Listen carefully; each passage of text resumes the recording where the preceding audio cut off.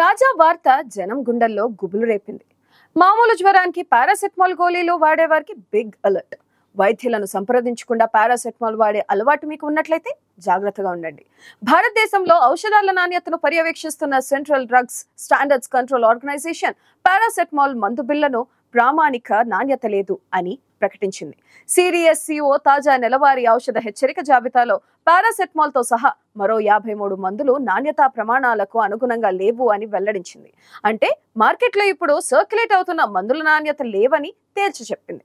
Paracetamol కాకుండా drug regulator నాణ్యత పరీక్షలో విఫలమైన ఈ మందుల్లో చేర్చబడిన ఇతర మందులు కూడా భారతదేశంలో అత్యధికంగా అమ్ముడవుతుండడమే తాజా ఆందోళనకు కారణం. ఈ మందులను జనం విచ్చలవిడిగా తమకు తాముగా నిర్ణయించుకుని కొనేసుకుంటూ తమ దైనందిన జీవితంలో ఉపయోగిస్తున్నారు. అవి సైలెంట్ గా శరీరానికి చేస్తున్న నష్టం గురించి ఆలోచించడం లేదు. అన్నీ కావు, కానీ కొన్నిటిని ఇక్కడ ఉదహరించే ప్రయత్నం చేద్దాం. సిడిఎస్సిఓ హెచ్చరికలో కాల్షియం, విటమిన్ సి, D3 మాత్రలు, Shelcal, vitamin B complex, vitamin C, soft gel, anti diabetic ఔషధం గ్లైంపరైడ్, పారాసెటమాల్ IP 500 mg, అధిక రక్తపోటు ఔషధం అయిన టెల్మిస్టాటిన్ మొదలైనవి ఉన్నాయి. ఇవన్నీ మార్కెట్లో ప్రస్తుతం అత్యధికంగా అమ్ముడవుతున్న మందుల్లో కొన్ని మాత్రమే. ఈ మందుల నాణ్యత పరీక్షలో పూర్తిగా విఫలమయ్యాయి కాబట్టి జనం అలర్ట్ గా ఉండాలి. ఇది మాత్రమే కాదు, దేశంలో యాంటీబయోటిక్స్ వాడకం అపారంగా పెరుగుతుంది. దాంతో యూరినరీ బ్లడ్ ఇన్ఫెక్షన్లు, న్యూమోనియా వ్యాధికారకాలు తమ శక్తిని బాగా పెంచుకున్నాయి. వ్యాధికారిక చెడు బ్యాక్టీరియా సాధారణ యాంటీబయోటిక్స్ ను చాలా తేలికగా తట్టుకుంటుంది. ఇదే విషయాన్ని ICMR విడుదల చేసిన నివేదికలో వెల్లడించింది. గత ఏడాది ప్రభుత్వ, ప్రైవేట్ ఆసుపత్రుల్లో 99,492 నమూనాలను ICMR విశ్లేషించడం జరిగింది. ఈ నేపథ్యంలో యాంటీబయోటిక్స్ అతి వినియోగం కొంపముంచుతుందని గుర్తించడం జరిగింది. దగ్గు, జలుబు ఇలా ఏ చిన్న అనారోగ్య సమస్యకైనా ప్రస్తుతం అందరికీ యాంటీబయోటిక్స్ రాసిస్తున్నారు డాక్టర్లు. దీంతో వ్యాధికారక సూక్ష్మజీవులు రోగనిరోధక శక్తి పెంచుకుంటున్నాయి. ఈ ముప్పు నుంచి బయటపడటానికి తక్షణ చర్యలు అవసరం. యాంటీబయోటిక్స్ విక్రయాలు, వినియోగంపై కఠినమైన నిబంధనలు ఉండాలని సంస్థ వెల్లడించింది. వ్యవసాయ రంగంలోనూ యాంటీబయోటిక్స్ దుర్వినియోగాన్ని అరికట్టాలని స్పష్టం చేసింది. మీకు తెలియని మరో విషయం ఏమిటంటే, యాంటీబయోటిక్స్ అపరిమిత వినియోగం కారణంగా వ్యాధులు సోకినప్పుడు చికిత్సలో అవి పనిచేయకపోవడంతో అసాధారణ పరిణామాలు చోటు చేసుకుంటున్నాయి. ప్రపంచవ్యాప్తంగా ఏటా 10 లక్షల మందికి పైగా కేవలం ఈ కారణంగా మృత్యువాత పడుతున్నారు. 1990 నుంచి 2021 మధ్య ఈ మరణాలు సంభవించినట్టు journal of medical sciences Lancet లో ప్రచురించిన స్టడీ రిపోర్ట్ లో వెల్లడించింది. రాబోయే 25 ఏళ్లలో 4 కోట్ల మంది మృత్యువాత పడే ప్రమాదం ఉన్నట్లు అంచనా వేసింది. రాబోయే కాలంలో అంటే 2025-2050 మధ్య భారత్, పాకిస్తాన్, బంగ్లాదేశ్ లాంటి దేశాల్లో యాంటీబయోటిక్స్ కు లొంగని వ్యాధులతో 1.18 కోట్ల మరణాలు సంభవిస్తాయని తెలిపింది.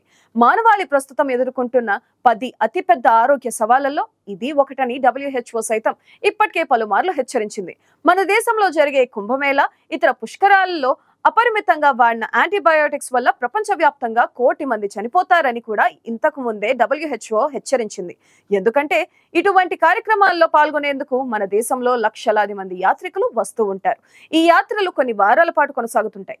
ప్రపంచంలోనే అతిపెద్ద మతపరమైన సమ్మేళనంగా చెప్పుకునే కుంభమేళా, కావడి, అయ్యప్ప దీక్షలు ప్రధానంగా హిందువులు జరుపుకునే పండుగలుగా ఉంటాయి.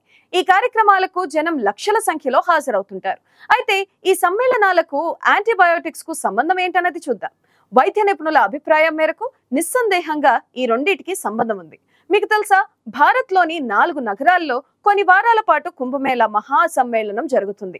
కుంభమేళా జరిగే నగరాల ఒడ్డున ఉన్న నదుల్లో యాత్రికులు పవిత్ర స్నానాలు ఆచరిస్తారు. 2013-2015లలో ప్రయాగ్రాజ్, నాసిక్ నగరాలు వేదికగా జరిగిన కుంభమేళా ఎడిషన్లలో 40 కంటే ఎక్కువ క్లినిక్లలో చికిత్స పొందిన 70,000 మంది రోగుల డేటాను అమెరికాకు చెందిన పరిశోధకులు సేకరించారు. ఈ 2 పర్యాయాల్లో కలిపి కుంభమేళాలో 10 కోట్లకు పైగా యాత్రికులు పాల్గొన్నారు. 2013 ప్రయాగ్రాజ్ లో జరిగిన కుంభమేళా రోగుల్లో ఎక్కువ మంది పురుషులే ఉన్నారు. వారి యావరేజ్ వయసు 46 ఏళ్లుగా ఉంటుంది. వీరంతా జ్వరం, దగ్గు, ముక్కు కారడం, కండరాల నొప్పి, డయేరియాతో బాధపడ్డారు. క్లినిక్లకు వచ్చిన వారిలో 3/4కు పైగా రోగులకు యాంటీబయోటిక్స్ సిఫార్సు చేసినట్టు పరిశోధకులు కనుగొన్నారు. ప్రయాగ్రాజ్ లో దాదాపు 69% మంది రోగులు ఎగువ శ్వాసకోశ ఇన్ఫెక్షన్ల బారిన పడ్డారు. కుంభమేళాలోని ఉచిత ప్రభుత్వ క్లినిక్లలో వీరు యాంటీబయోటిక్స్ ను పొందారు. యాంటీబయోటిక్స్ ను ఎంత ఎక్కువగా వాడితే ఆ మనిషి శరీరంలో యాంటీమైక్రోబయాల్ రెసిస్టెన్స్ వచ్చే ప్రమాదం అంత ఎక్కువగా పెరుగుతుంది. అంటువ్యాధులను నివారించే చికిత్సలో ఉపయోగించే మందులకు బ్యాక్టీరియా నిరోధకంగా రూపాంతరం చెందినప్పుడు యాంటీమైక్రోబయాల్ రెసిస్టెన్స్ సంభవిస్తుంది.